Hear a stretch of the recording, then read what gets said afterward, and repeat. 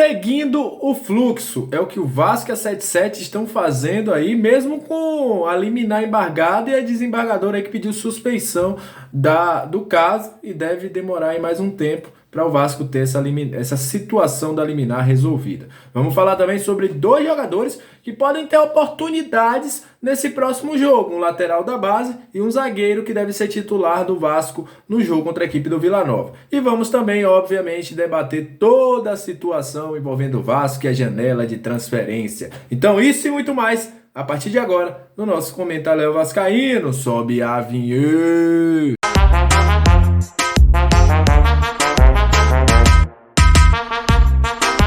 Salve, salve, torcedor vascaíno, salve minha galera do Comentário, aquele abraço pra você que tá sempre junto com a gente, que curte, compartilha, que se inscreve no nosso canal, muito obrigado. Pra você que tá chegando pela primeira vez, seja muito bem-vindo ao Comentário Vascaíno, esse é o lugar onde você tem informação, análise, opinião, é aqui, tudo envolvendo o Vasco da Gama, no nosso Comentário Vascaíno. Olha, vamos trazer informações para vocês, porque hoje esperava-se uma solução da eliminada da SAF, né?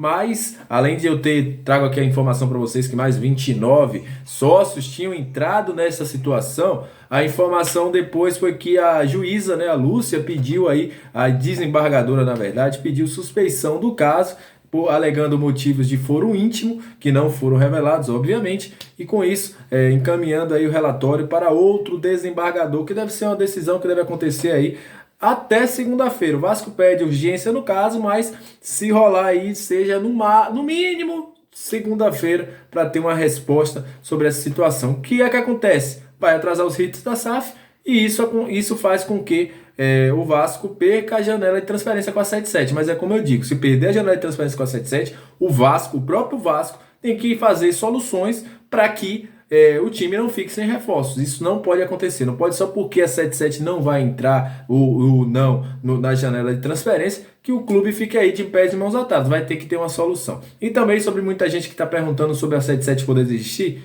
Não existe quase zero a chance, né? Até porque está seguindo o fluxo da situação.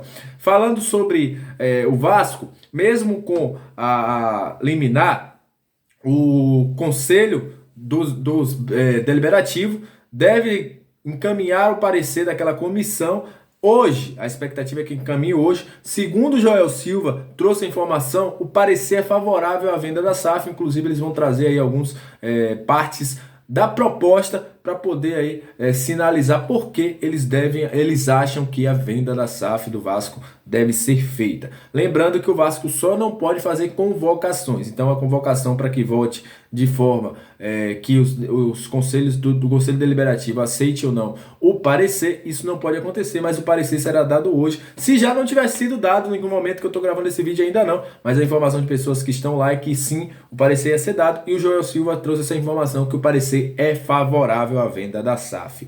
E a 77 segue junto com o Vasco. Mesmo com toda essa situação, isso demonstra que eles querem continuar no Vasco da Gama. Porque houve reuniões, inclusive na CBF, o Arciniegas foi juntamente aí com sua comitiva e o Jorge Salgado para discutir situações envolvendo a SAF, transferência de jogadores e muito mais. Na CBF foi um encontro que rolou com o Edinaldo Rodrigues, que é o presidente da CBF, e trocaram camisas aí. E foi uma reunião muito produtiva, né? Como eu falei, a 77 vinha para se aproximar daquilo que acontece dentro do Vasco, conheceram o CT e muito mais. Enfim, a 77 aí que está no finalzinho de transição. Como a Ciniegas falou hoje ao Rodrigo Capello, né, eles vão fazer o máximo para que o Vasco tenha recursos para vir forte nesta janela de transferência. Foi o Juan Ciniegas que deu essa declaração, mas vai depender muito dessa situação envolvendo aí a liminar, que insiste em não cair. O Fábio Silva não tá nem aí, ele não vai tirar e acabou, não quer conversa com ninguém, enfim. A gente vai seguindo aí para ver o que é que vai acontecer.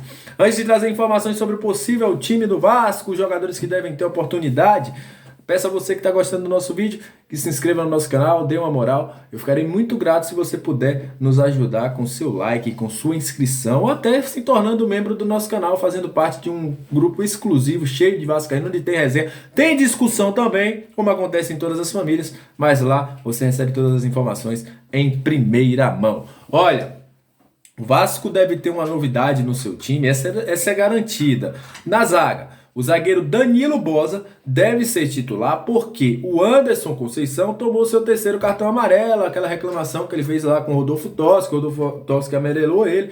Ele tá fora do jogo contra a equipe do Vila Nova. Danilo Boza deve ter mais uma chance de provar que ele tem que estar no Vasco, né? Um jogador que nas chances que teve abraçou, foi muito bem, inclusive até a torcida pedindo para ele ser titular, e ele deve ter mais uma vez uma chance de iniciar uma partida ao lado do Quinteiro contra a equipe do Vila Nova. Outro jogador que pode ter uma chance, e isso aí a gente vai ver o que é que vai acontecer, o Vasco deve amanhã ter um treinamento, bora ver se ele vai estar encaixado ou não, é o Matheus Julião. Por quê? O Riquelme, ele tá quase 9 meses parado, né? Hoje vocês viram aí a coletiva do Departamento Médico do Vasco informando aí que ele teve ruptura total do ligamento cruzado anterior do joelho, e com isso o Igor Julião pode ser uma opção ao Vasco. Por quê? O Vasco hoje só tem o Edmar de lateral esquerdo.